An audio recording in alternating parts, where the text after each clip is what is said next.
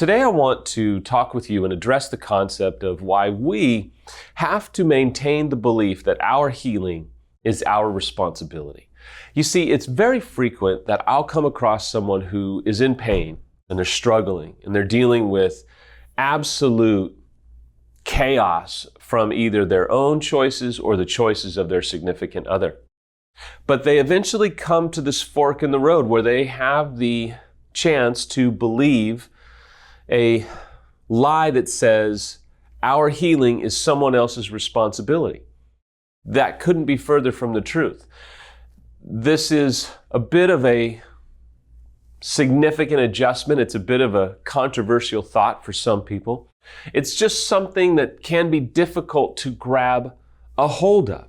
But I just want to meet you where you're at today. I really believe this concept. If you can buy into this, it'll change your life. It'll change your healing. It'll absolutely change your relationship as well.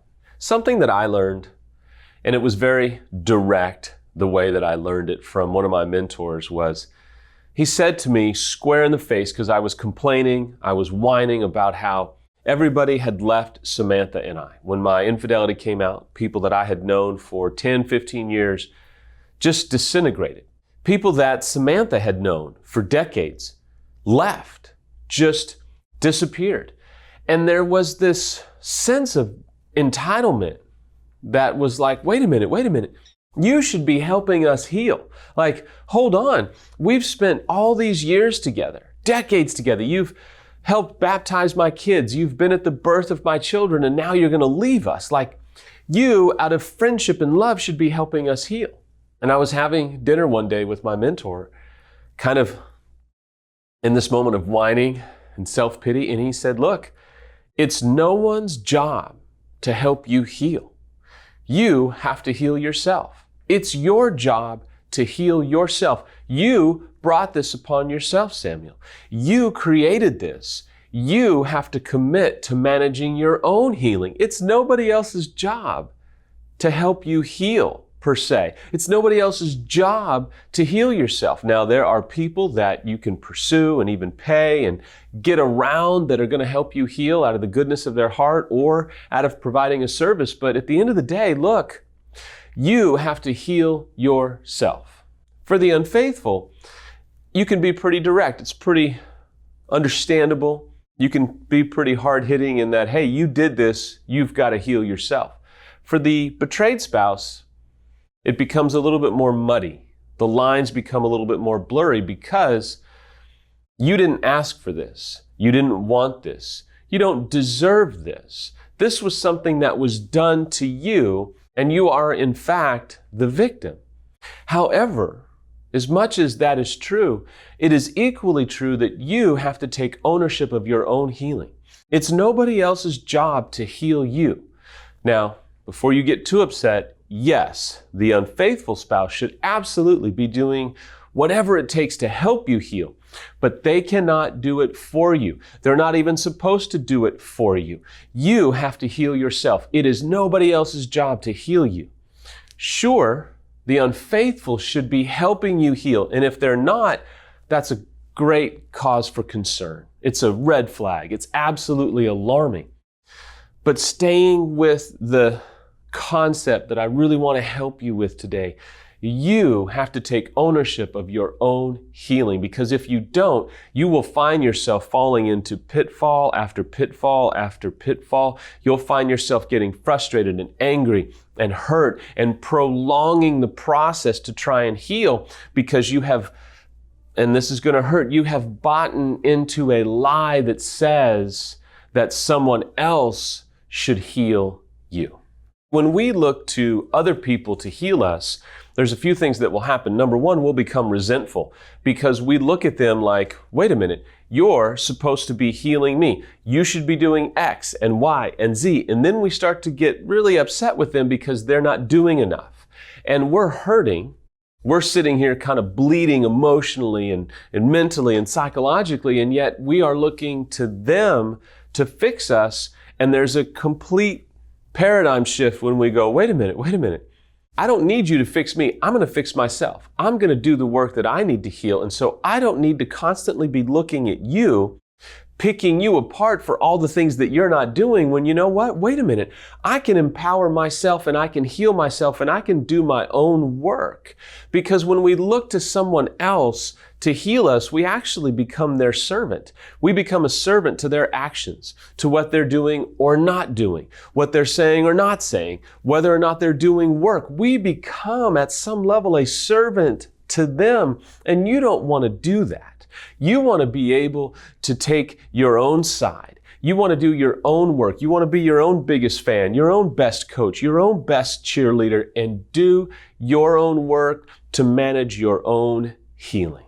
When we look to someone else to heal us or take responsibility for our healing, we also start to lash out because we start to get angry, we start to get bitter, we start to pick them apart and see all the ways that they could be helping us heal. We see all the ways that they could be saying this or doing this or affirming us, and they're not. And so we lash out, we get angry, and it only fuels the bitterness and resentment that we're trying to diffuse.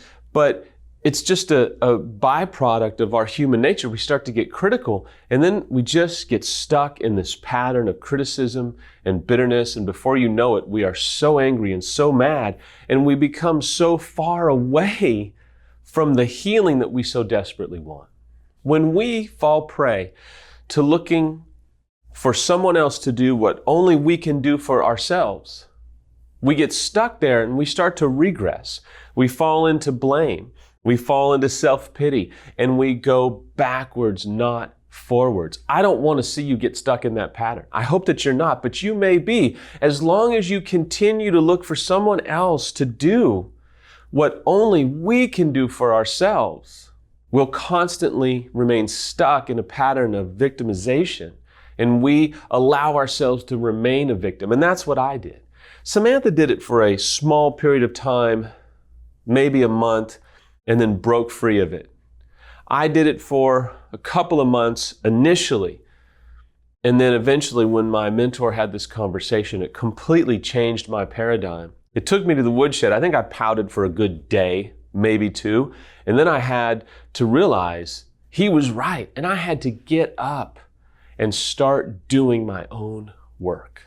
When we stop looking for other people to heal us, we set them free. We set them free from constantly being picked apart by us. We set them free from unrealistic expectations. We set them free from putting our healing on their shoulders, and now we begin to grow. We begin to mature. We begin to become more of an adult. We start to take significant steps towards healing and a healthy mindset because we stop looking for them to heal us and we start looking to us to heal ourselves. I don't need to put my healing in your hands. I don't need to put my security in your hands. I don't need to put my future and my health and my healing upon the shoulders of someone else who's not able to do the work that only I can do, my friends. When we own our own healing, we become not just a survivor, we become an overcomer. We become a conqueror. We become someone who can look back at ourselves and go, you know what? When I made this shift, I was able to conquer some things. I've become an overcomer, and you can hold your head up high, no matter if you're unfaithful or betrayed, and no matter the shame and the attacks that come your way, and no matter some of the gossip and all that, eventually you'll be able to go, hey, hold on, everybody. I'm proud of myself. I'm my own fan. I'm my own cheerleader. I'm my own coach. I'm my own proud supporter of my own healing because I realized I had to do it for me. I had to manage my own healing, and I was able to set other people free, and I was able to set, here's the big part, my friend, I was able to set myself free from victimization and do my own work. I hope you'll set yourself free today. I hope you will stop putting your healing on anybody else's shoulders and put it upon yourself and manage your own healing. You can do it, I promise you. You've got to do it for the rest of your life.